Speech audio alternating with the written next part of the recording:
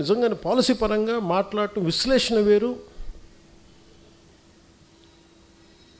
Hearsay అనేది విశ్లేషకులు మాట్లాడకూడదు. ఇప్పుడు పలానోళ్ళు చెప్పారు నాకు, అథారిటీ వాళ్ళు ఎవరు చెప్పలేరు.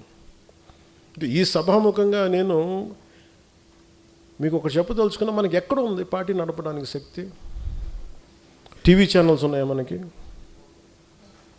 కనీసం మనకున్న సోషల్ మీడియా హ్యాండిల్స్ అన్నీ నాకు ఏదైనా కష్టం వస్తే అందరూ ఏకాభిప్రాయం మీద ఉంటారా? తమిళనాడులో ఒక హీరో సినిమా చూడాలి అంటే అతని అభిమానులందరూ ఏకతాటిపోయినంటే అతను సీఎం అయిపోయాడు ఆయన. ఇక్కడ మన అభిమానులందరూ సినిమా పరంగా ఇష్టపడతారేమో కానీ పాలిటిక్స్ రాగానే కులం వచ్చేసింది, బయట కులానికి విడిపోయారు, కొంతమంది పార్టీలుగా విడిపోయారు.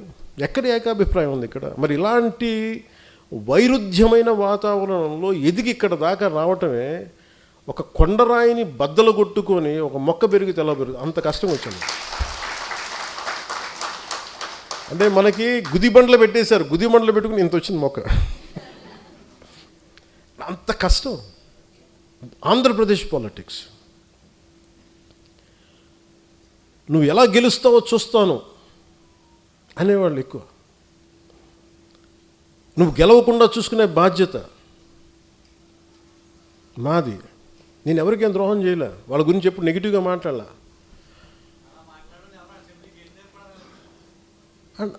అండ్ నాకు ఆశ్చర్యంగా ఉంటుంది, నేను వాళ్ళకి ఏదైనా ద్రోహం చేసి ఒక మాట అని ఉంటే అనుకోవచ్చు. ఉత్తి పుణ్యానికి నా మీద మనిషి నాకు ఏదో కులంలో పుట్టి తినాలి కదా, అబ్బా చాయిస్ ఎక్కడ ఉంటుంది? అలాంటిది కూర్చోబెట్టి మొన్న ఈ మధ్యన కూడా ఏదో చూస్తున్నాను,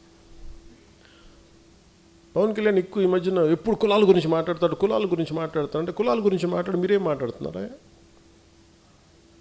కులం అనేది ఒక సామాజిక సత్యం, ఇట్స్ డామ్ సోషల్ ఫ్యాక్ట్. అది సత్యం, అందుకే దాన్ని ఏం చేయలేదు. దానికి మీరు ఓట్లు వేసేటప్పుడు ఈ వార్డులో ఏ కులం ఉంటుందని మీరు అడగరా?